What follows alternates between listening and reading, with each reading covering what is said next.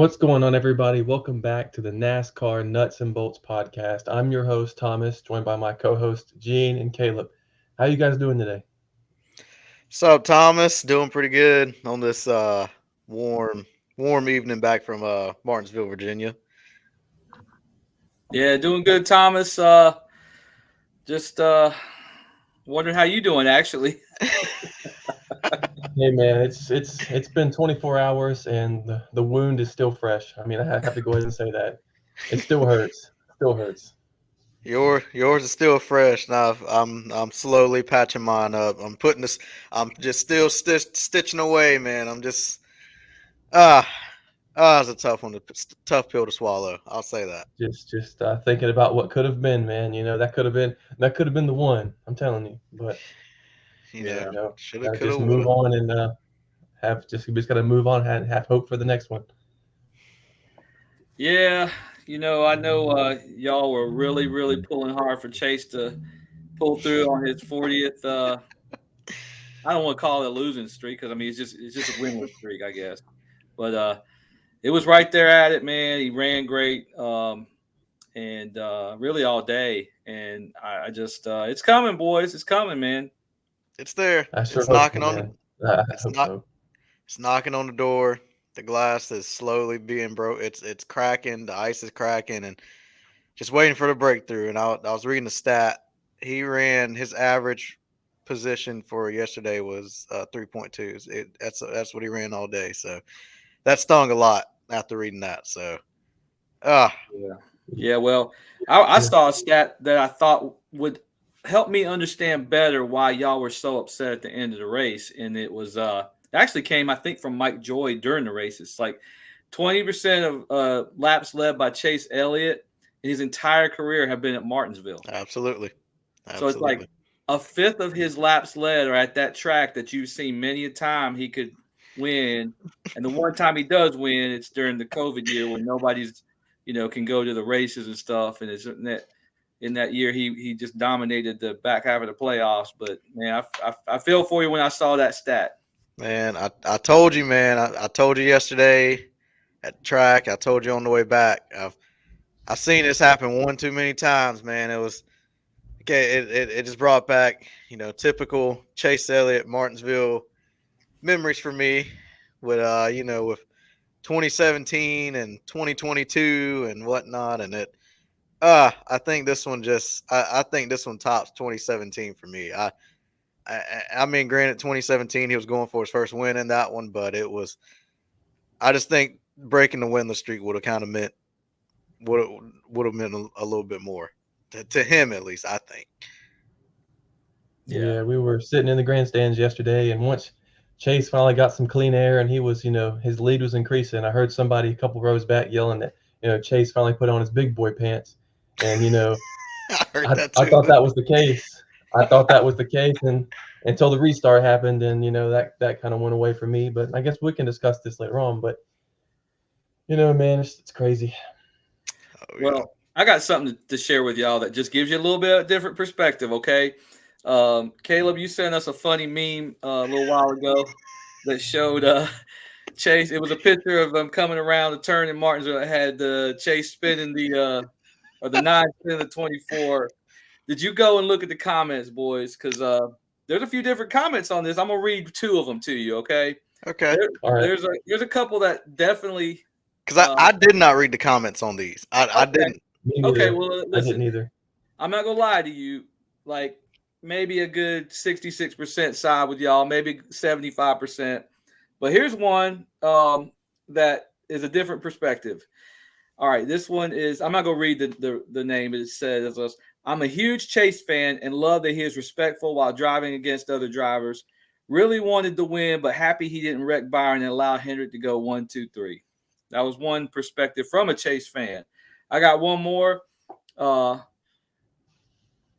as a Chase fan, it would have been cool to see him win, but it's cooler to have a 1, 2, 3 finish. So, what are y'all's thoughts on that other side of the coin? I Disagree, mean, man. Disagree. see now Thomas is disagreeing. I will say it was very cool to be a part of history and be at that race to see Hendrick go 1, 2, 3 at Martinsville and be the only team to ever do that at a track and whatnot. I just kind of wish, and on the other end, I do kind of wish it was roles were reversed, and I kind of wish it was the 9 taking the checker flag instead of the 24. And I think that's probably the only time I've rooted the hardest against the 24, even though we're on the same team. But all in all, it's over and done with now, and I put some peroxide on my wound. So Thomas, Yeah, I mean what were you gonna say? I'm sorry. yeah, I mean it's the whole Hendrick love fest or whatever you want to call it. It was cool and everything, whatever. But at the end of the day, in my opinion, only one Hendrick car matters, and that's the 9 car. And so, you can have a 1, 2, 3 finish and, do whatever. The 9 car wasn't in victory lane. And to me, that's the number one thing that matters. See, I'm gonna say something. That what's different about me than definitely you, Thomas, and probably you too, Kaleb, is I'm a Hendrick Motorsports fan through and through. Y'all are Chase Elliott fans before Hendrick Motorsports fans, and y'all just got to own that because, like, I don't care. I will. Absolutely. Like, I was, 5, 24, 9. I didn't care who got that dub, but I wanted to see a Hendrick car. And even Alex Bowman, finishing top. Alex Bowman's getting a lot of hate for finishing in the top 10, but like, man, all those guys could have won. But I'm definitely HMS for life, and you guys are Chase for life, man. So, man, I mean, but I see it from your POV. I mean, as you get older and whatnot, you start to appreciate stuff like that. And that's what Jeff Gordon was talking about, and a couple months back, versus drivers and teams and rooting for your driver and sticking with your team. I definitely see it. Not saying I'm not going to support HMS, but it's a particular driver of the number 5 Hendrick car Chevrolet it's grown on me over these past couple years. Well, past year I should say, but I gotta back my boy, Mr. Bill Jr. here. So Yeah, I mean, I have a lot of respect for Kyle Larson. Don't get me wrong, but I'm a Chase fan. That comes before Hendrick Motorsports. And I made a joke. We were at the haulers the other day looking at the Kyle Larson merchandise, and I saw a Hendrick number 5 Larson hat, but it didn't have Larson on it. I said I should buy that hat and put a Casey Kane patch on the back of it and wear that. Kaleb, he ain't lying. We were sitting right there together in line. You had gone off somewhere, and it had the Hendrick cars or Hendrick Motorsports. It was Hendrick Motorsports, and it had the 5 on this hat, and that's all you could see. And he was right, man. You could have turned that into a Casey Kane 5 hat. Man, quick. Thomas, you should have done that. Yeah, but yeah. It was a cool hat because there was no Larson markings on it. It was just, normal. Yeah. So it was yeah. And I'm not judging you boys because when I was younger, I would go to these races, man. And if the 24 didn't win, if Jeff Gordon went home, there's times when Terry Labonte win, I was upset because Jeff Gordon didn't win, So I get it, man. But I'm just telling you, as you get older, you do get that perspective. It's a team win all the way around. I got one more thing in the intro for you to hopefully make you feel better. We are now 8 races into the NASCAR Cup Series season, 9 if you count the Clash at the Coliseum, and we ain't got no 4 wins, fellas. You stole my stat. Well, as sad as you may feel, think about these Ford fans and these Ford drivers and teams that are sitting here 9 races into a season and ain't got no W. Nope, and it's all JGR and HMS. Yep. That's crazy to me, man. Penske's running good and definitely ran better yesterday, but for them not to have any wins, well, we'll get into Texas later, but we'll see. Just thought that was something to maybe get you out of the dumps, man. I reckon. Do you guys have anything else for the intro? No, sir. Nah, we're good. All right. So for the racing rundown, we will be recapping the Cookout 400 at Martinsville Speedway. And, for me, it was just a typical next-gen Martinsville race. I mean, there was a couple points during the race where we saw some good racing, whether it be Chase and Denny or Chase and Larson. Logano had a run up there towards the beginning. It wasn't the beginning of the race, but he had a run up there towards the front at some point in the race. I don't really remember when. But it was just your typical, short track next-gen race. And some of the people who were in the very back of the field were making it very hard to pass, like Austin Dillon. I believe it was Josh Williams in the 16. I think that's what I was told. It was him. Yep. That's what I thought it was AJ Allmendinger. And then when you were saying Josh Williams, it kind of confused me a little bit. And I was like, wait a minute. Anyway. But yeah, the race overall wasn't, aside from the Hendrick stuff and all that, it was a decent race. Just a typical Martinsville next gen race. Yeah, I gotta agree. But I will say this race, I did have high hopes coming into this race. Granted, thinking, okay, well, we're bringing the tire we brought in the fall, and that produced some side by side racing and some passing and some really good just racing overall in general. And cars could pass, but when you have a car on 2 tires and everyone else is on 4, and no one can pass and Joey led 8, like nearly the whole second stage on 2 tires. That should have said something right then. Then you have drivers. I think Freddie Kraft was on DBC today, and he said Bubba was running faster lap times than the leader, which I think was Larson at the time, or he was running probably a couple seconds quicker. And then next, Bubba was like, but what's the deal? And then Freddie Kraft's just like, we're all going the same speed. You're going the same speed as the leader, but no one can do anything. And I think it just sucks because you get to a point in traffic, like you say, with Austin Dillon, with Harrison Burton, with Kaz Gralla, with David Starr, with Josh Williams. You try to get their bumper to move them out the way, and you can't even do it. And I just think this sport was built on short tracks, and it was built on short track racing. And if I'm NASCAR, if I'm Goodyear, I was having a meeting last night following Martinsville. I'm like, look, we can try all these tests we want. We can try doing this, doing that. But at what point does NASCAR, come out and literally say, like, this sucks. Like, the racing sucks. Let's not say what we're going to do or what we're going to try to do. This is go to the teams and physically be like, hey, what do you guys recommend? What do you think is going to fix this package? Go to the drivers. The drivers are speaking with it. And then Junior even said it. But if a driver speaks out on it, the people in downtown Charlotte, they're not going to like that. But I don't know. Overall, I give it a 7 on the, jumped ahead on the N&B race meter. But overall, I was kind of disappointed. Not even the whole Chase debacle, but I just think it's getting old. It's at a point now with this car. It's getting too old, and it's going too far, too long. Yeah, what's that old saying, Kaleb? The first step to admitting you have a problem, or is the first step to the road to recovery is admitting you have a problem? Correct. You're going to have NASCAR come out and condemn this crap. I'm sorry. Like, all right. So first of all, being there as a Hendrick fan yesterday at Martinsville, where they got their first win, where all the tragedy, the family tragedy has happened, where they've won the most, 29 races at one track. Yep. There's so much history and just nostalgia for Hendrick Motorsports to be at Martinsville. So just being there for the 40th anniversary and getting to experience all that, I was enthralled with that part of it, man. I was. For sure. And then you get Hendrick, getting a 1, 2, 3 podium finish at that race. I'll be honest. Of all the races I've been to, I'm gonna put that in my top 10, man. Is because it's nostalgia for me. However, I was so hopeful with the way the fall playoff race went, and they said that this was the same tire. But Kaleb, you and I, and Thomas, Ain't no way. we all know that really. I can't believe that's the same tire because we did have some passing in the fall.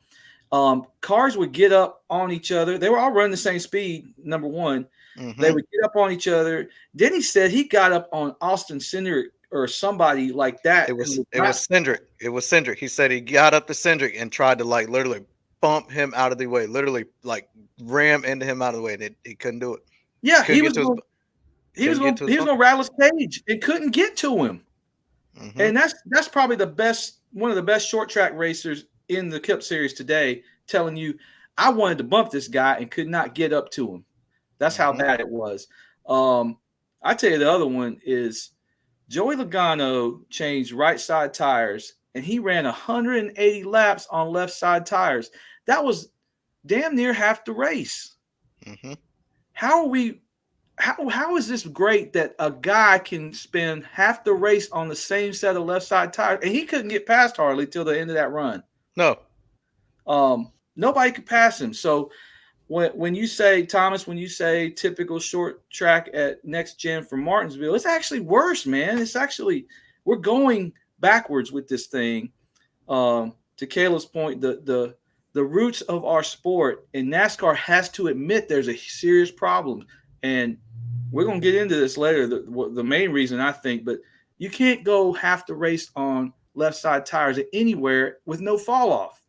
It's just ridiculous, man. But I went from really, really good nostalgic feelings to being really upset about the way the racing product was, man. It's terrible. Like, Absolutely. It's really bad.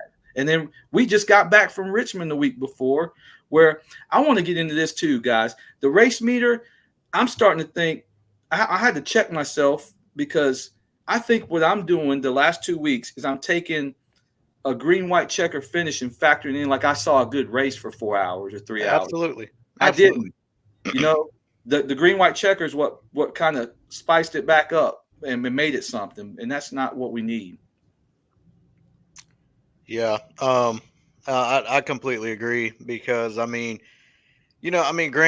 like you said, we do on the race meter. And that's, in my opinion, if we're just playing off of what happens, with the green, white checker with 2, 3 to go, 4 to go, if that doesn't tell NASCAR anything, like Gluck's poll came out, and I think it was at least over 50% they did not enjoy this Martinsville race. Granted, I do think the Hendrick effect kind of had a play in that, but overall, people were just like, it sucked.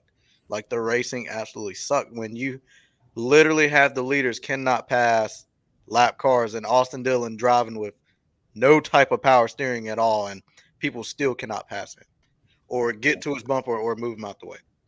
Yeah, Thomas. One of the things I noticed, you mentioned Austin Dillon. I was right there with you. I thought that was AJ Allmendinger, and when I saw the 16 hold up Chase Elliott and cost him the lead from back to Denny Hamlin, I was furious, thinking, I've never seen AJ. I was cursing over text, man. I've never seen AJ Allmendinger race like this. And then, thank God, Kaleb corrected us, and I figured out, it's that hack Josh Williams that don't even have no business being in the Cup Series car. Let's be honest. I don't know. You parked it over there in Atlanta, got a little notoriety. I ain't never heard of you since. And now you're in a Cup car because you bring some funding. Like, that's an embarrassment. You put anybody in this car.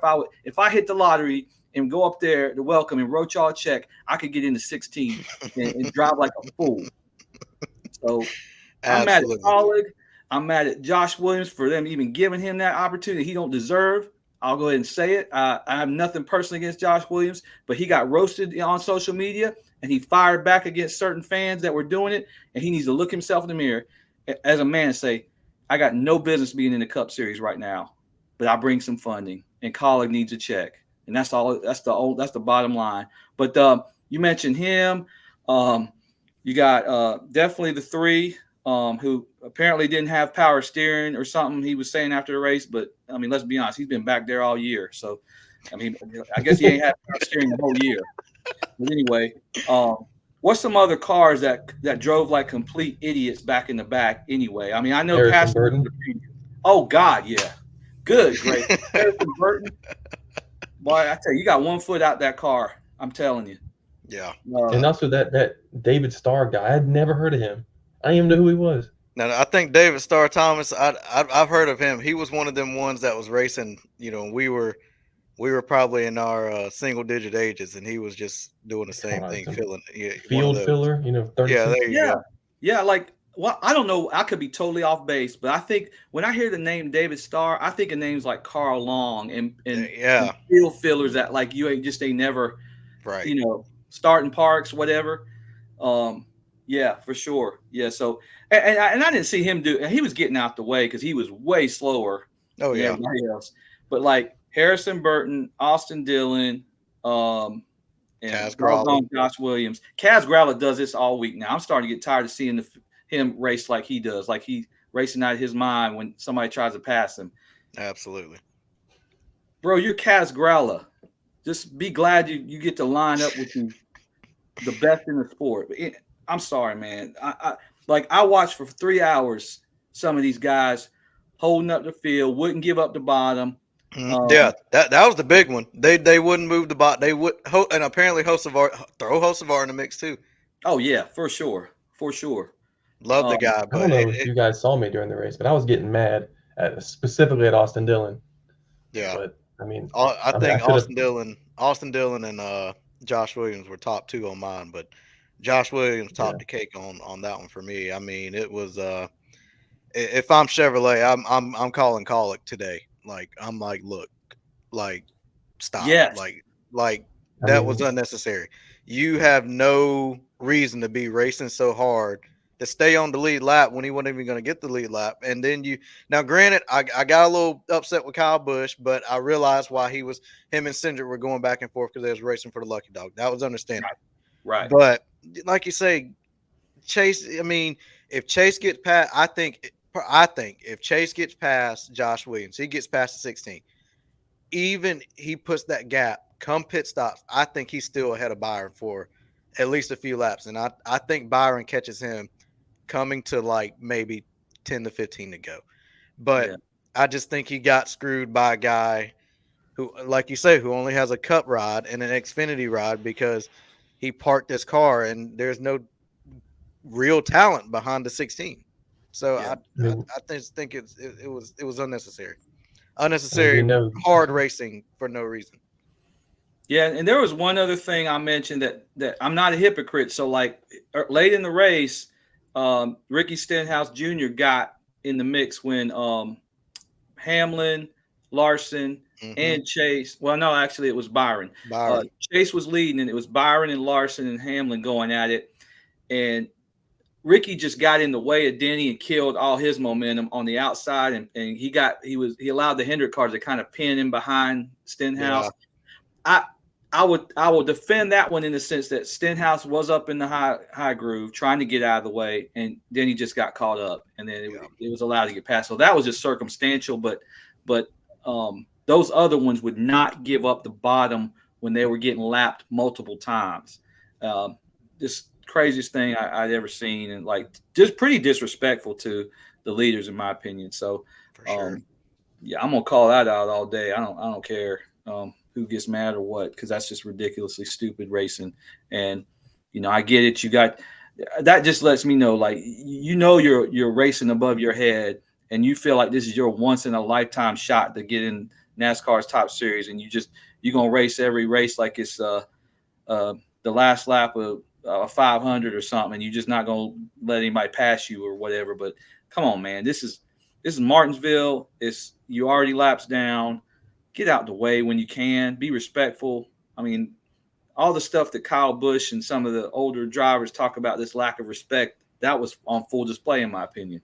Yeah, Thomas, I know you were gonna say something, so you can go ahead and get yours in too.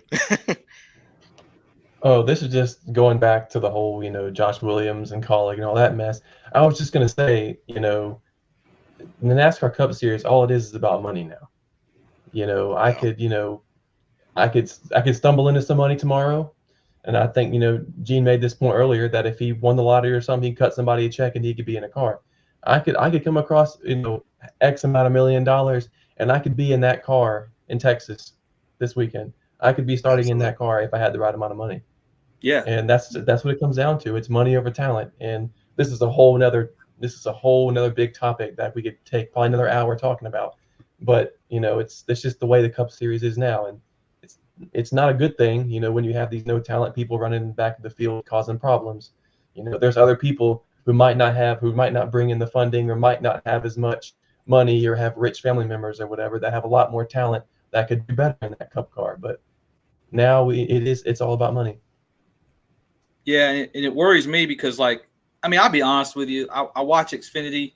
I don't know how good Brandon Jones is, and I don't know, I mean, Austin Cindric, he looked like the real deal, but these are all kids of people who have money and are tied to the sport, and get in that way. And I hope to your point, Thomas, that we can fix that somehow. But that's the world we're living in right now. Got money, will race. For sure. Yep. It also makes stories like Josh Berry's story a little bit cooler when you see somebody make it up, who didn't have a whole lot of money. So I guess Caleb's already gave us his number on the race meter. So I'm going to go ahead and let you go ahead and tell us what you think. Go ahead and give us a number, Gene. All right. Well, listen, man, I'm glad, I said last week, I like when you go and give a low number. Again, I enjoyed being there. It is in my top 10 of all time races I've ever attended based on the Hendrick nostalgia. That race was a 5 for me. Wow. That was okay. Yeah, you shocked me with that one. Yeah, that race was a generous 5. If I go to I'm going to go 6. South, I want to see people passing. I want to see tire degradation. I saw none of that. And thank God we had a green, white checker finish to make it kind of interesting. We had the Hendrick cars up front all day.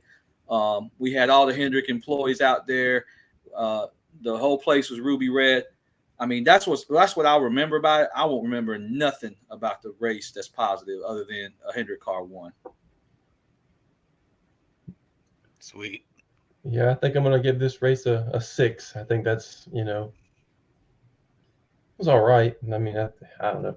It gets that bump in the score simply because I was there. We've discussed this earlier in previous episodes, but I think if I wasn't there, I would. Yeah, if I wasn't there, I would definitely say a 5, for sure. Mm-hmm. But it was just kind of disappointing, to be honest. Aside from, like you said, the green, white checkered finish, leaves a good taste. When you leave the track, it kind of gets you excited towards the end and makes you believe that you saw a good race. That was a great point that you made earlier. Yeah. Yeah. No, go ahead. This will probably lead into the next thing or whatever, but like NASCAR, you have a serious problem. We've already established, this is a podcast for the fans and the fan perspective. I was trying to think, what separates us? Everybody and their brothers got a podcast now, and 5 of them got podcasts about NASCAR. I'm going to tell you what separates us. We are fans first. We are fans by birthright in North Carolina and follow this thing from jump. We'll follow it well after whoever's sitting in the seats in NASCAR making the decisions right now or making them. We'll still be here. I'm telling you, if y'all don't realize you got a problem with this racing and this next gen car on short tracks and you don't fix it, all these little fans that you think you got here from the Netflix series and from a couple good years where we've gotten out of the pandemic and there's some drivers and some people want to see, 2311s and all that's gone if the racing product sucks. So that's all I want to say about it. Kaleb. Yeah. No, I was gonna say, well, since I got the highest rating up here on the podcast tonight, no, I mean, the reason I gave it a 7, I mean, I'm basing it off of yours, kind of like yours, is definitely the Hendrick nostalgia and definitely being there to witness history with the 1, 2, 3. But I did mine based off of Chase on this go around because to me, and I think we can go ahead and dive into this one too. We're reverting back to Chase.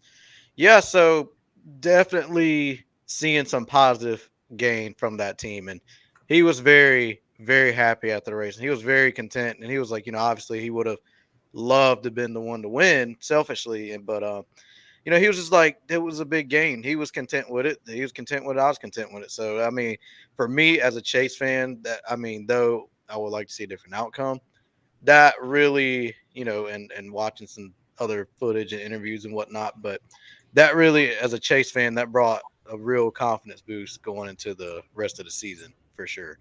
So that's why I guess Chase gave me 2 more points on that. So I'll take it. Yeah, for sure, man. And listen, I'm just mad. That's all I can say. Like I should give it more points because, like I said, it's all that stuff y'all talked about. I love the track. I love driving up to Martinsville, Virginia. I love getting out the car. I love the atmosphere outside the track, the hot dogs, all the nostalgia of what this is. And I mean, we're just not doing the track, the fans, and the drivers and the teams justice with the way we're showing up to these iconic and these short tracks that have made the sport. Yeah. So what honestly is starting to worry me is that all the fans and everybody are starting to say, hey, this racing isn't good.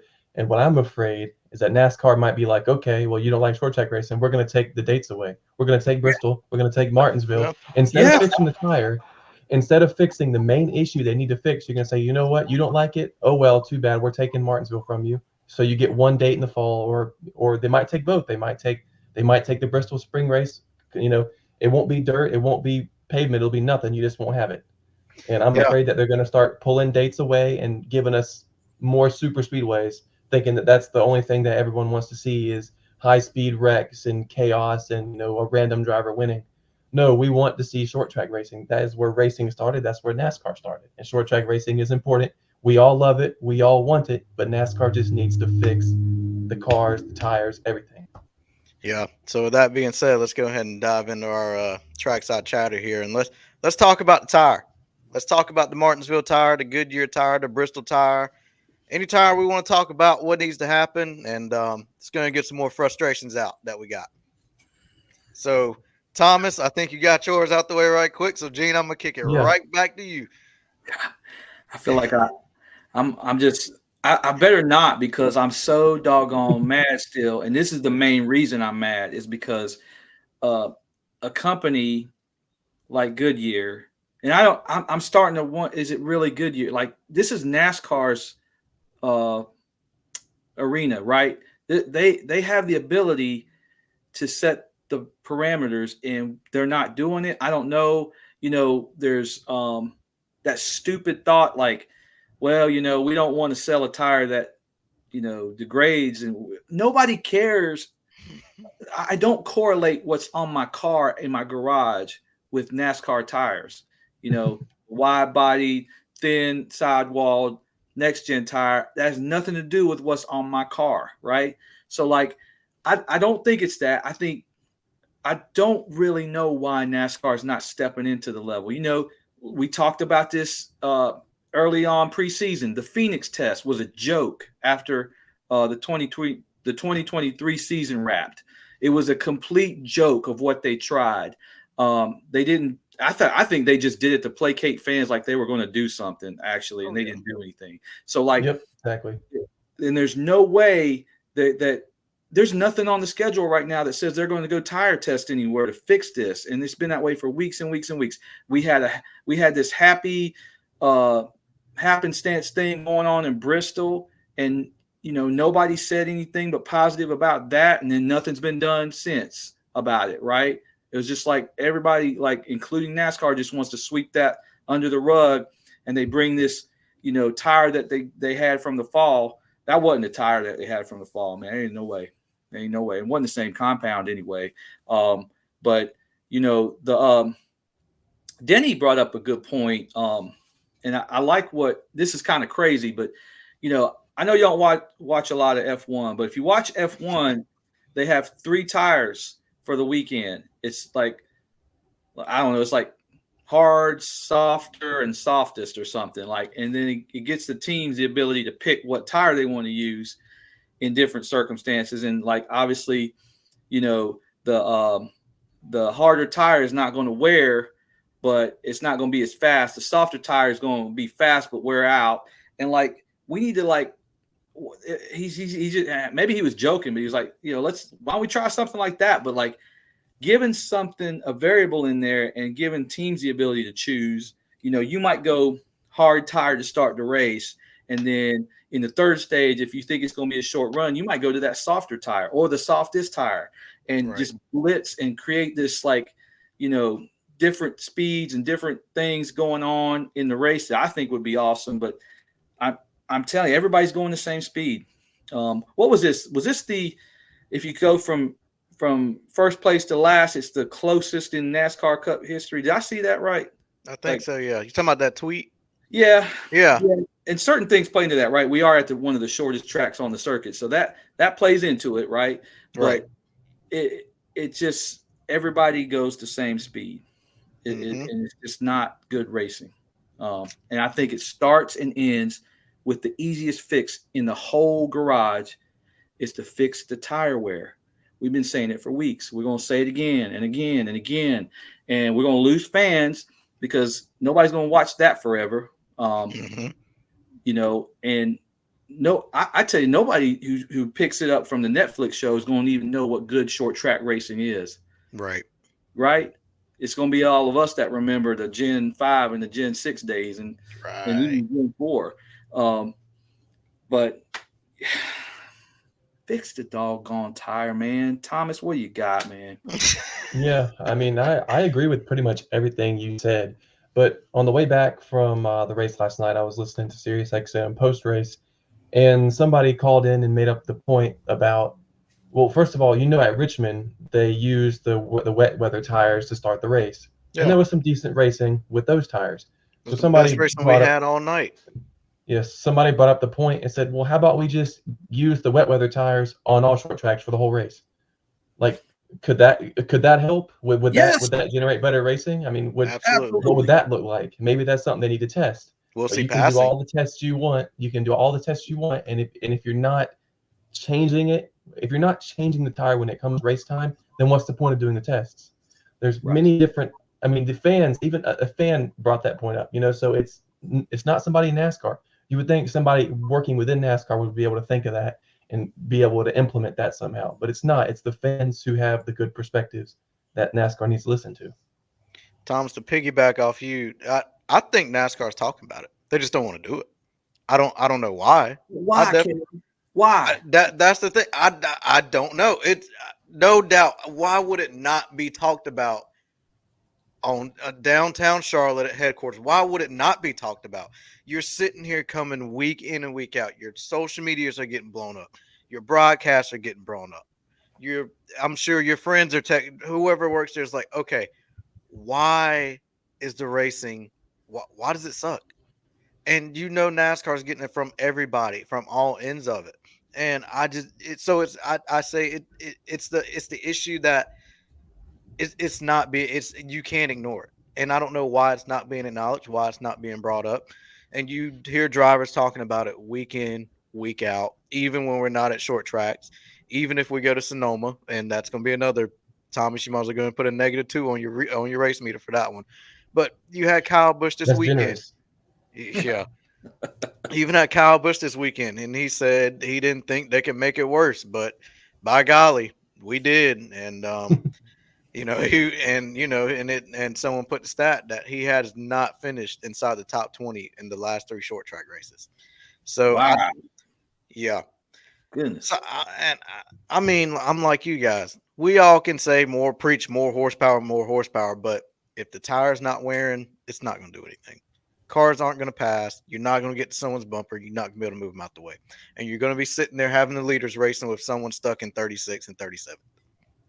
Yeah, I have to agree with you on that. I believe it was Kyle Larson, but somebody asked the driver, I think it was Larson, about adding more horsepower to the cars. And he said the issue is not really with the horsepower, but we just need enough horsepower to burn off the tires. We need enough horsepower to wear out the tires. Not that we need 900 horsepower or whatever. We just need enough to where it wears out the tires. And so that basically eliminates the horsepower conversation. I believe that tires are the most important thing right now. Now I have to ask both of you, what would you say was the last best short track race at Martinsville? It was probably the. I'm just going to throw something out here because I have to go back and look at them, but I think it's obviously a Gen 6 race, right? 2021. I can't remember. The Bowman hack race was probably what's coming to my mind, where like it was good all the way around, and then it had a good finish, right? Yeah. So okay, so we're all pretty much that's mine. That's definitely mine. Yeah. The hack race that is I think that is the last best one we've had so far at Martinsville. Yeah, and then I mean, I can't think of any really, really bad ones in the lead up to that. Even like it was really good racing, in that Gen 6 and the next gen is basically a street car. It's basically a what do you call those? Supercar, Australian supercar like model thing, and it's just killing the package and what that it's that tire, it's the lack of downforce, it's a lot of things, but man, it's just really killed the heart of the sport. And I didn't get a chance to comment on the last one, but like Thomas, you were 100% right. The absolute worst thing NASCAR could do would be to eliminate short track races. And that's how we ended up with like 9 road courses, and stuff. Yeah. Is like they wanted to get away from the intermediates, and at the time there was a lot of passing and stuff going on in the and a lot of excitement because it was not boring racing. So they got all those road courses on the schedule. But that's a lot. The worst thing you could do at this point is to start subbing out. And we talked about last week, and I actually brought it up about taking Richmond's second date. And you're right. Now that we're thinking about it, like that would be the worst thing to do. Right. Replace Richmond with a road course or something. No. So yeah, I'm just frustrated because that, guys, when it comes down to it, that is the easiest fix you can do right now. Is just absolutely make Goodyear change the compound, softer tires, wear them out, create some separation in between the drivers, and we'll get better racing. And it may not be the ultimate fix, but it is the easiest fix right now for this mess. Absolutely.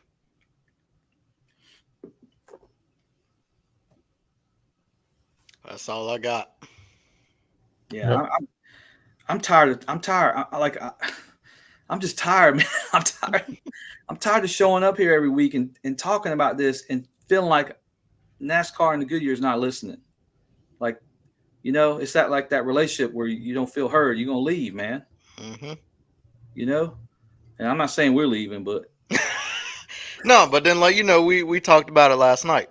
But they hear it, but they know we're gonna still sit there on Sundays and still turn on the TV and watch, and we're still gonna buy our tickets to go and still watch it. So I mean, it's like, all right, we hook, line, and sinker. So we, as long as they're still coming, why let's keep dragging them along. Yeah. So yeah. I don't know. I'm just this thing's worn me out. This is probably the most animated I've gotten since we've started this podcast, and I'm actually holding myself back, man. I mean, y'all know how I would really say it if I was not being recorded right now. I'd have to be putting a few bleeps in. Yeah, probably. Okay, Thomas, did you have anything else on this, man? Nope, I don't think so. Okay, well let me try to unwind here, and let's hit up Speedway Spectacle and get to this Texas race, man. And granted, I don't think that we'll get a little bit of a break from short track talk for a while because the next several races aren't really short tracks. But we're going to Texas, boys, and Texas Motor Speedway is another track for differing reasons why it's been hated on in recent history. But I actually thought we got a decent race in the playoffs last year in Texas, man. I thought it was good. I've got I want to go back because, again, as we were talking this whole show, the next gen is its own era, right? So I only want to go back and look at races in the next gen at Texas. And we have 3 of them, boys.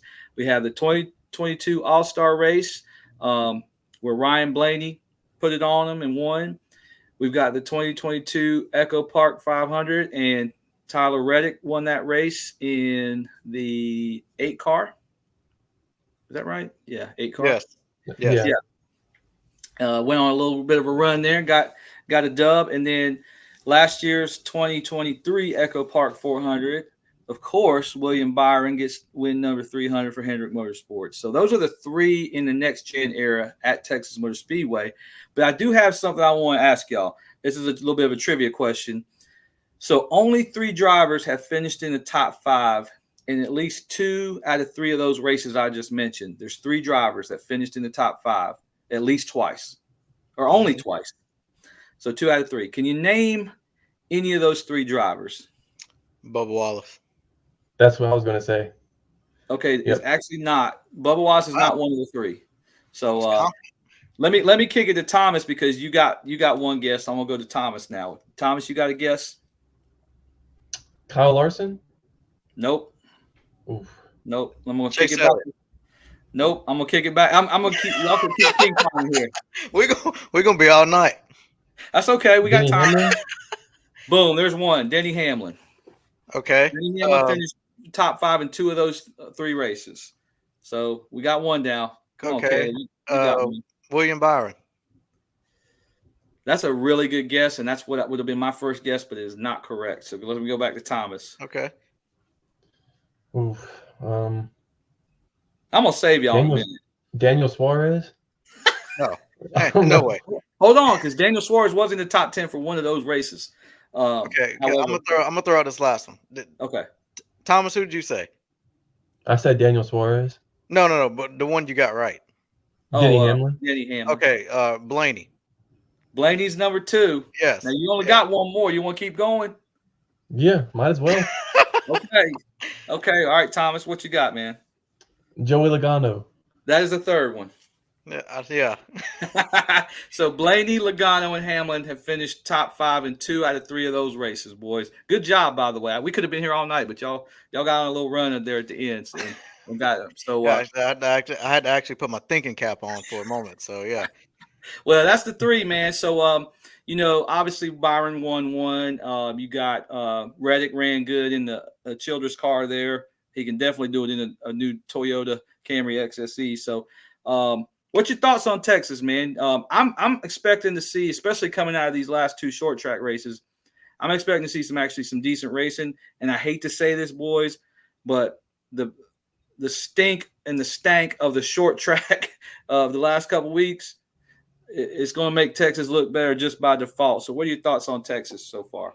Yeah, I know a lot of people aren't excited about it, but I'm actually quite excited about it. Granted, the last 2 short track races we've had, only thing I think we'll actually see some tire wear and some tire stuff arise, and we've seen that over some past few Texas races. But I just think it'll be a good 1.5 mile race overall, and we've seen some pretty good battles there with Bubba and Kyle, and then with oh my God, I'm blanking, but I just think Texas will be a really good race. The only thing I do hate, I don't think they should have reconfigured turns 1 and 2, and they shouldn't have added so much PJ1. But all in all, I just think it'll be a good race. Definitely better than the last 2 short tracks we've seen, though. Yeah. Thomas, what's your thoughts? The racing will be, I guess it'll be different, and we're used to seeing the short tracks the past couple of races. I think it'll be different, but I don't think it'll be good. I think it'll be, what you expect. It's not going to be great. It'll be a good break from the short track races, but I don't think it'll be much to talk about. Once it's all said and done, it's going to be average at best. So are you still at the premise of Texas should be bulldozed, turned into the shopping mall, Walmart, and all that? Mm-hmm. I don't think Texas should be bulldozed. I think there's, no. Because I'm afraid if they do that, they're going to put a road course on, or I'm scared to give up a track because I'm afraid of what the consequences are going to be on the other side of that. Yeah. But yeah, I'm with you, man. I don't think they should bulldoze it. If anything, I just thought of, man. So if I was Marcus Smith, and I'm gonna rewind it back to Bristol after the Bristol race. Even though it's not a short track, it's 1.5 miles, I'd have called up my track president at Texas and I said, "Hey man, give me some more of that resin and put it down in every track that we're having problems." And Texas would have been the first one, and I would have put some resin down because I don't know if resin was, part or most of the reason that the tires did what they did in Bristol. I probably not, but I'd have tried to done everything I can to replicate some tire wear via Bristol. That's not a bad idea. And resin is, that was a variable that weekend in Bristol. So yeah, I probably would have put some resin down on top of the PJ1 and let's see if we could get some chaos. But anyway, I like that idea. Yeah. yeah, maybe he did and didn't tell nobody, man. Maybe in between arguing with Denny Hamlin, he was Yeah. calling and getting some resin down on the track in Texas. But I doubt that. I think he was just trying to get his tweets out done in the nick of time before Denny was firing back at him. So I don't know. Yeah, I was about to say I think his mind was occupied with something else rather than worrying about Texas. But, oh man. Anyway, I ain't gonna get on that craziness. But what's y'all's thoughts for the Texas race this weekend, boys? Well, let's start with Thomas and who's got the pole. I'm going Tyler Reddick to get the pole. Okay. Interesting. Okay. Not a bad pick. Yeah, it's funny. I had Tyler Reddick for my pole, then I changed it. I'm going with the driver of the number 5 Hendrick Chevrolet. I'm going with Kyle Larson getting his third pole in a row this weekend. Wow, that's crazy, man. Now I particularly don't care for that one because I can tell you if he gets the pole, he'll dominate stage 1 and something will happen, and then he'll be top 5 the whole rest of the day, but he will not win. That's the playbook for the last 2 weeks. But okay, so we got Tyler Reddick in the 45 2311 Toyota from Thomas. We got my man Kyle Larson in the Hendrick Cars 5 from Hendrick Motorsports. I am going to be going with a Ford this week, boys. I'm going to say Joey Logano wins the pole. Number 22, Shell Pennzoil Mustang. How did I know? How did I know you were going to go with Joey Logano? How did I know? Yeah, I think he'll get the pole, boys, but he is not my race-winning pick. Let's swing back around to those, Thomas. What you got? Who's going to win this? I think it's the Echo Park 400, but anyway. Something like that. Yeah. Yeah. So last week for Martinsville, I chose Noah Gragson, and this time around, I'm going to choose a more realistic pick, a pick that I think has a better chance at winning. But for this weekend's race at Texas, I'm going with the driver of the number 20, Christopher Bell, to win the race at Texas. Nice. Maybe you'll bring Christopher Bell some of that luck. Yeah. He had tough luck on Sunday at Martinsville, man. So he's due. He's due. Yeah. Then you got that speeding penalty at Richmond. So. Oh yeah, that's right. That's right. He needs a stroke of good luck. So maybe you give it to him, Thomas. You are 2 race winning picks out of 8 or 9. Because we did the class, so I'll give you 2 out of 9. That's a good. You're batting a really good percentage. So maybe that'll work, man. Kaleb, who's your race winner this week in Texas, sir? I'm going with the driver of the number 23 McDonald's Toyota Camry. I'm going with Mr. Bubba Wallace, who finished 4th last weekend and at Martinsville. So I definitely think that team is slowly creeping, is going to steal a win somewhere. And he got the pole at Texas last year, and he ran really, really good at Texas. And then what happened? The tire went down or something, or some incident came up, and something happened. Yeah, I can't remember. I think it was the tire. But I just think he's going to come there and they're going to unload. Well, I am really upset with you right now, Kaleb, because you just stole my thunder, man. I was all ready after the Richmond debacle and my overreaction to give the 2311 number 23 team their due. Freddie Kraft, Bubba Wallace, Booty Barker. Listen, everything you just said, man, they are running great these last couple of weeks. They got momentum. They're hitting their stride. Bubba's got confidence, man. I was going to pick him to be my race winner, and I still am, but I just hate that you stole my thunder right before I got to say it, man. So anyway, I got the driver of the number 23. Not sure what sponsor he's got this week, but I think he's going to get a dub this week, man. So Bubba Wallace, let's go. Yeah, I honestly thought Thomas was going to be the one to pick him. That's who I was worried about. But I did too, actually. But Thomas is funny because it was really a toss-up between him and Tyler Reddick of who I wanted to pick. I just knew I wanted a 2311, but I'm not gonna lie, I kind of did a heads and tails on it, and it landed on Bubba. So Yeah, my race winning pick was going to be between Reddick and Bell, but I chose Bell. I think he has a better chance, but it was definitely a Toyota that was going to win the race for me. Yeah. All right, man. Well, let's So- see what happens. So you didn't think that the Fords were just gonna get the pole and get the win as well? You weren't too confident on that one? Penske's knocking on the door of getting back to where they're supposed to be these last couple weeks with both the 22 and the 12. And I just think it needs a couple more weeks before we can get Ford off the schneid and get them a W. I don't think it'll be this week, but it's coming. But yeah, I gotta go with the way the 23 team's running, man. They're gonna get multiple wins this year, and it's probably gonna start this week. Not bad. Yeah. Glad we're thinking alike. I'm glad we're all on that Toyota bandwagon this weekend. Well, you might not want to think like me because I'm the only one that hadn't picked one right yet. But Yeah.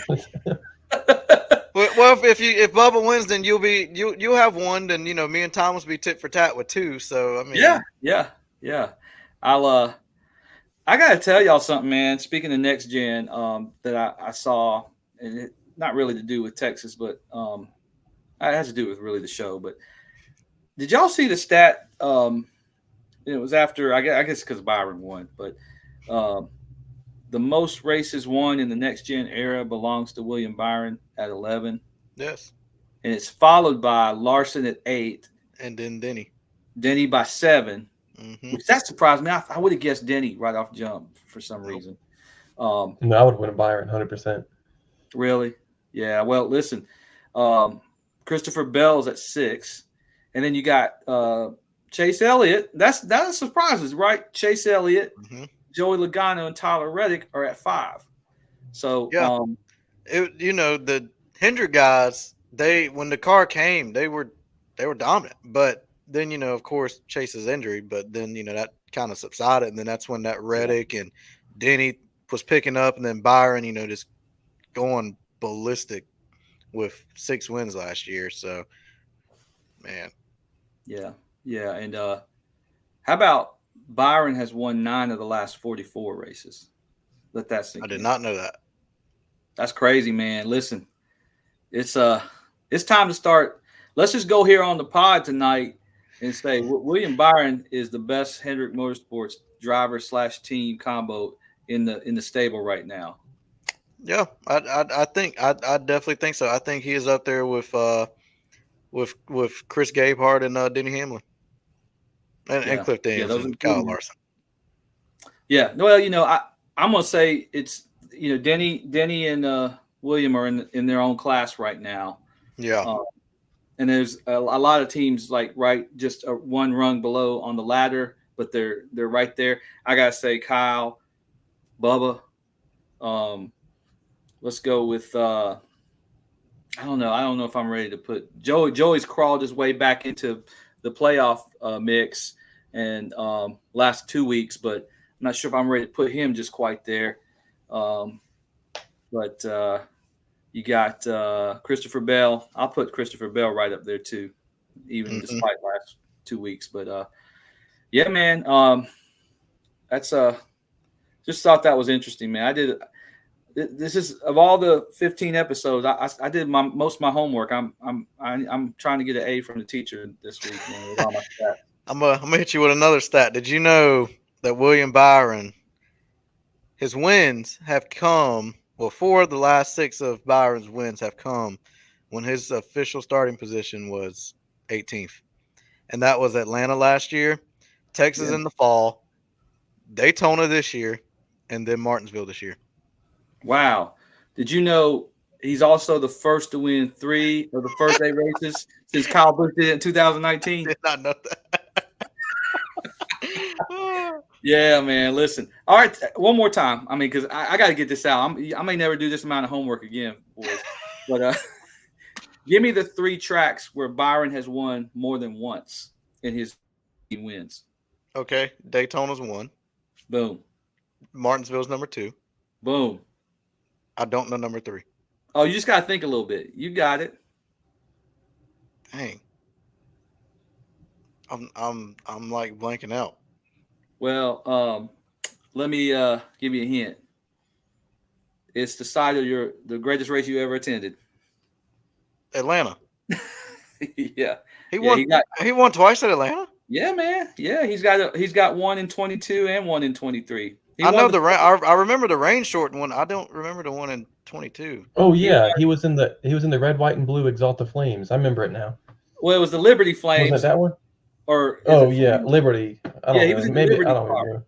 Yeah, but But, he won the first the Quick Trip Folds of Honor 500, the very first one on the new reconfigured Atlanta. You're right. You're right. I was there, so I remember. You're right.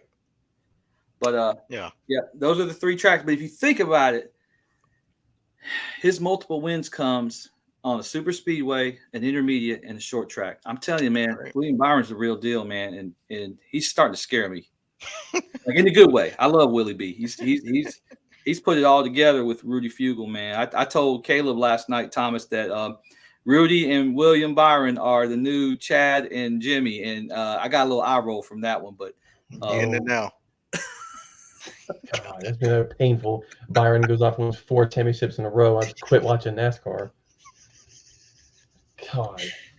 You also forget that Byron can run on those road courses too. Look at Watkins Glen. God. And Coda. Yeah.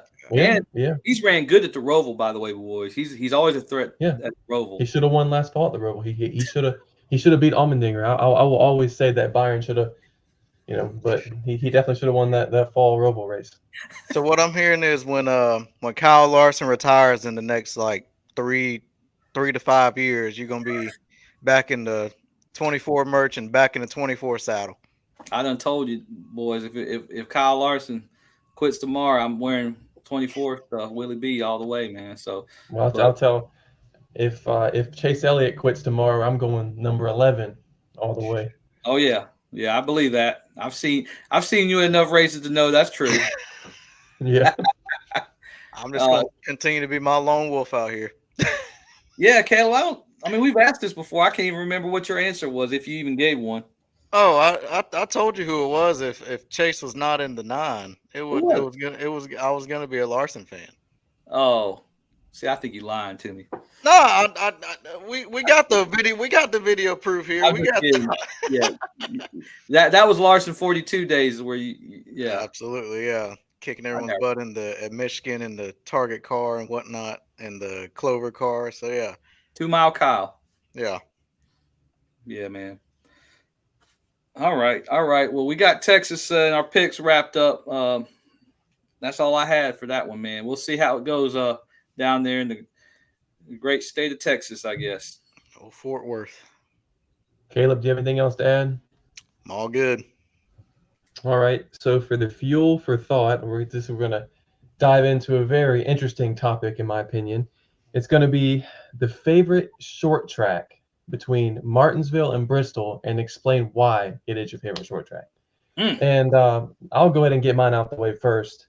Yesterday when we were waiting in line to, get our ticket scanned to walk into the stadium, I said that Bristol was the best race. Now, if we're strictly going off just the race, just the track and the race itself, I'm going Bristol. But now that I think about it, if you're looking at the overall experience, I'm gonna have to go Martinsville. Martinsville for me is super nostalgic, and and you, Gene, you referenced this earlier in the show about the atmosphere at Martinsville. You like driving up there, you like getting out of the car, you like to just enjoy the atmosphere, and to me, that's more special than Bristol. But don't get me wrong, I think the racing at Bristol is better. I think Bristol, the track itself, is better. But if we're looking at the whole picture, the atmosphere, the environment, everything around it, the food, everything, I'm going Martinsville. Yeah, for sure. Yeah, I mean, we already know I'm down with Martinsville. Being a Gordon fan, that was a Gordon on track and HMS track, and I think this weekend with Hendrick Motorsports solidified that, and seeing your driver run up there and contend for the win and lead laps. And I mean, I've had my fair share of chase heartbreaks there, but overall, I mean, it's it's just one of those tracks, man. I just love going to. And Thomas, I guess, kind of like you with Jacob, like I guess that's like his favorite track because that's like the first track he's ever been to. That was his first NASCAR. So that holds a special place to me with his first track being in Martinsville as well. So I definitely think just with the Hendrick go-to track and the overall, like you said, like you guys say, the overall experience and the fan zone and the the tents and whatnot out there, man. I mean, granted, with Bristol, you got all the diecast tents out there, but I'm just the overall experience at Martinsville is it's an experience no other. Like that's just to me, that's more of a grassroots short track race more than Bristol is. Yeah, Well boys. said.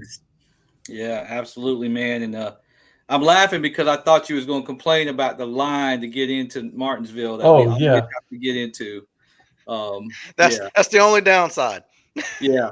Like I'm telling you, y'all, they got to figure out how to get us in there a little bit easier because we're stuck in a sea of people trying to get into the track in that little one way in, one way in, really. yeah. But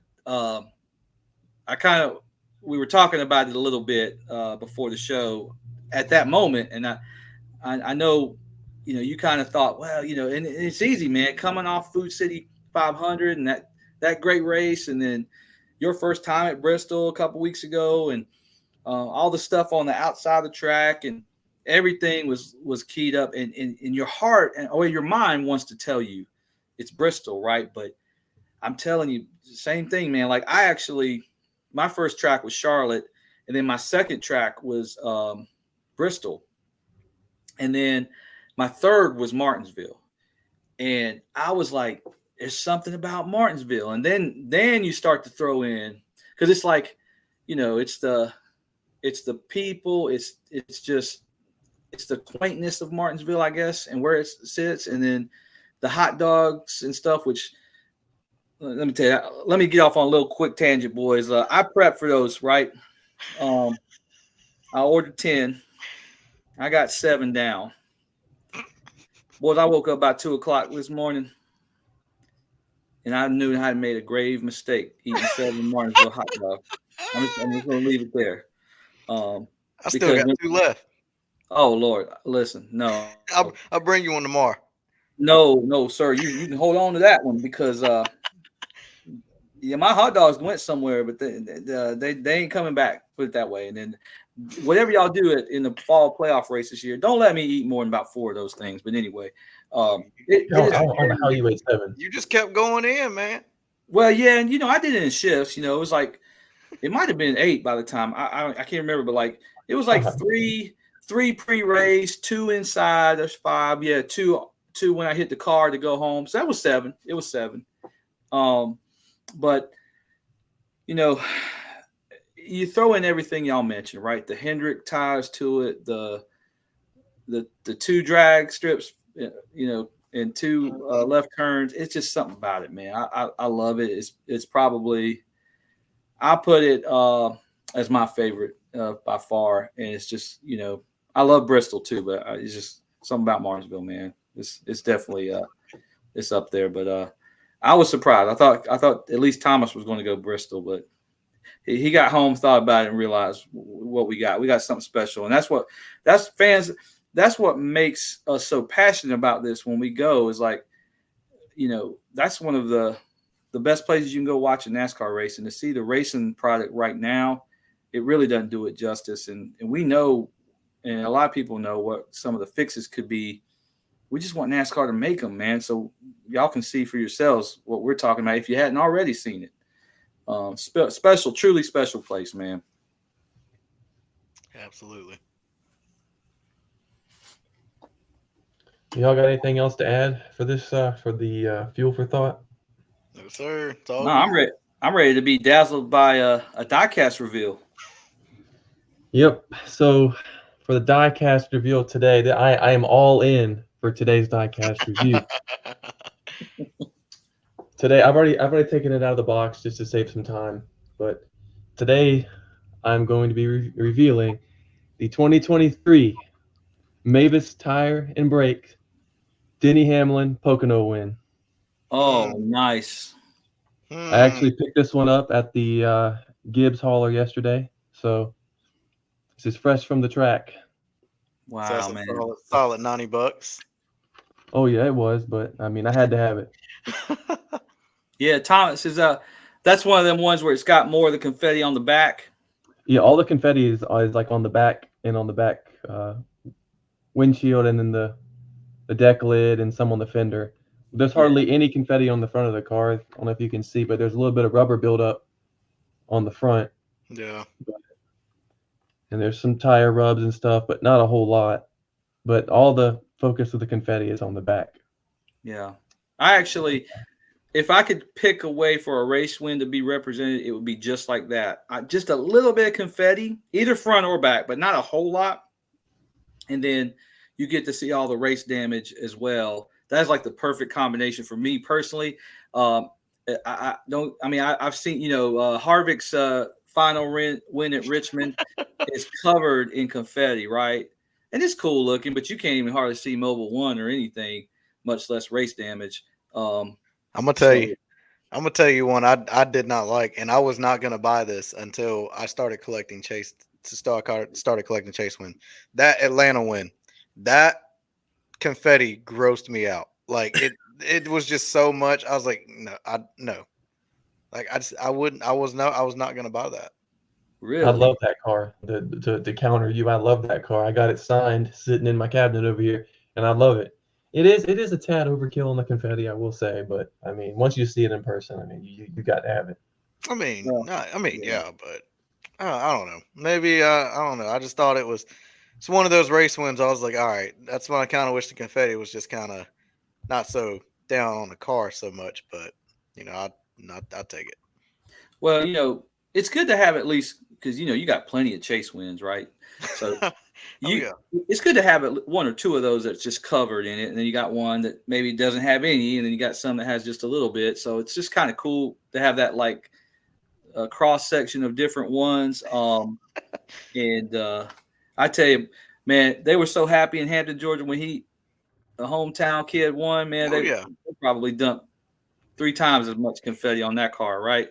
Oh yeah, because I mean, like you say, and then it's like this Kelly Blue Book scheme up there, and that little run where he won like Daytona and Martinsville, and a Daytona road course and Martinsville, and the car just looks like it's not even been touched. So yeah, and that's how the first win is as well. And because when I got it, I was like, it's not as much. The only thing is that much rubber buildup on the front. So I mean, but it is what it is.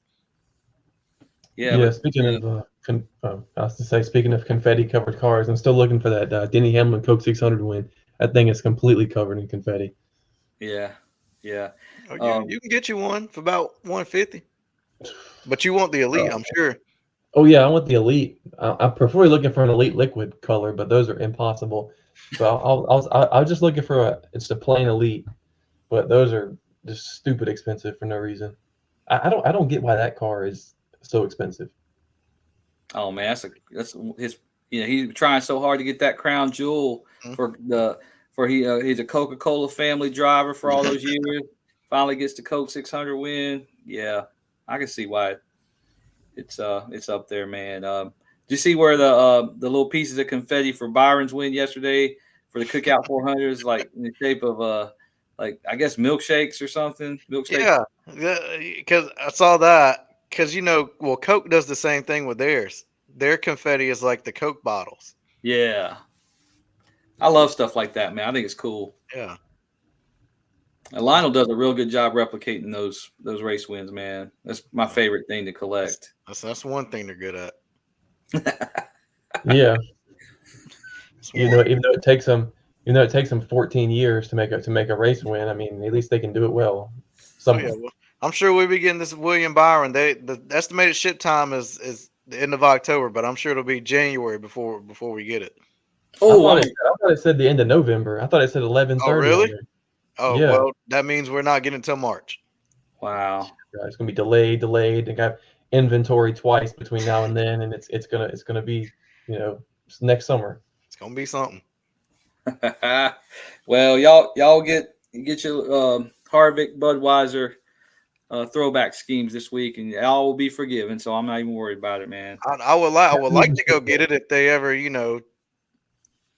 put it in the store, or, to stock the shelves with it. But hey, keep waiting, I guess. There's on Lionel, there's one left. The Elite Liquid Color, there's one left on Lionel. And it says it's in stock, but I have yet to receive a shipping notification about it. What? It says it's supposed to ship. It says it's supposed to ship out on the 5th, and I have not received any notification. I logged on to my Lionel account last night, and it said pending fulfillment. So it's hasn't been shipped yet. Yeah, So, I just got the standard ARC pre-order or ARC, and I haven't gotten anything saying it's going to ship. Nothing. That's crazy. It's on eBay for retail. It's on eBay right now for retail. So several smaller diecast shops and have them. They have some elites. They have some standard. They have the standard color chrome. They're out there, but just for some reason the pre-orders are not shipping. Yeah, they seem like they're everywhere besides Lionel in general. It seems like every other place has them besides the place that should have them. Yeah, some of the heavy hitters. Some of the heavy hitters like Diecast Depot and CSM Diecast and stuff like that. They've posted them. I guess order fulfillment wise, it does make sense to get them out to your strongest vendors before you give them out to the little people like us. But it is what it is. Yeah. Oh well. All right, guys. You guys have anything else to add for the outro? Nope. No, I'm gonna go take some calming herbal tea and try and get this blood vessel in my head to pop back in and try and calm myself down tonight after going in on NASCAR and Goodyear. But please listen to us, NASCAR, if you catch wind of this podcast, man, because it's very easy. You're gonna have to take a stand. You're gonna have to come out and call a spade and say this short track racing is and the next gen era is unacceptable, and we're going to fix it. And get with Goodyear and make the first quick, easy fix you can. Simple as that. All right. Well, I want to thank everybody for tuning in to the NASCAR Nuts and Bolts podcast. You can find us on YouTube, X, Spotify, TikTok, Instagram. Like and follow us and share us on all those platforms. And we'll see you next week on the NASCAR Nuts and Bolts podcast.